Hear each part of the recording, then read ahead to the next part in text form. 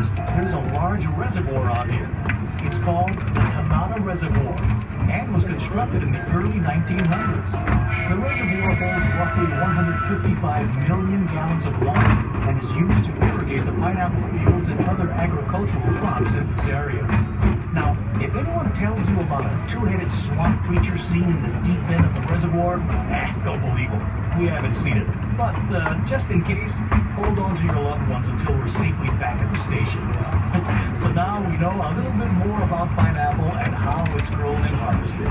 But who was responsible for developing the pineapple industry into what it is today? Does the name Dole sound familiar? Oh, yeah. James Drummond Dole arrived in Hawaii in 1899. The following year, he bought a 61-acre tract of land right here in Wahiawa, where he established his first pineapple plantation.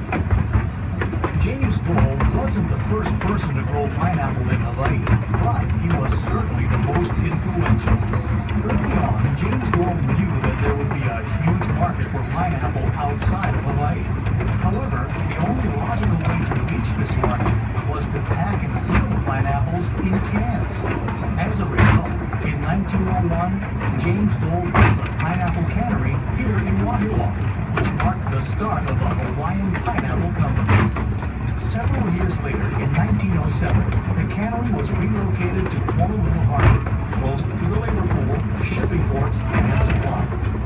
The Honolulu Cannery, at one time the world's largest cannery, remained in operation until 1991. As the demand for pineapple grew, so did the need for more land. So, in 1922, James Dole bought the island of Lanai and converted it from a cactus-covered island with 150 people into the largest pineapple plantation in the world. For nearly 70 years, Lanai, known as the Pineapple Island, operated as a pineapple plantation.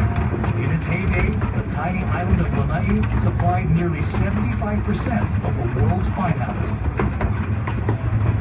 1930s, Hawaii was known as the pineapple capital of the world, and James Dole, the Pineapple King. The Hawaiian Pineapple Company he founded was now processing over 200,000 tons of pineapple a year, helping to make pineapple Hawaii's second largest industry, responsible for 90% of all the canned pineapple produced in the world. By the 1940s, there were 8 pineapple companies operating in Hawaii.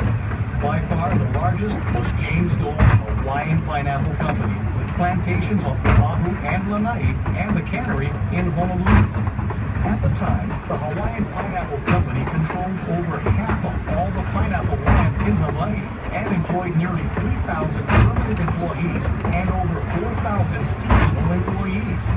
James Drummond Dole passed away in 1958 at the age of 80. The Hawaiian Pineapple Company he founded is now known the world over as Dole Food Company, and the Dole brand is one of the most recognized brands in the world. Another agricultural product that played a major role in this area was sugar. Back in the 1950s, there were over 20,000 acres of agricultural land in this area. Roughly half were pineapple fields, and the other half sugarcane fields.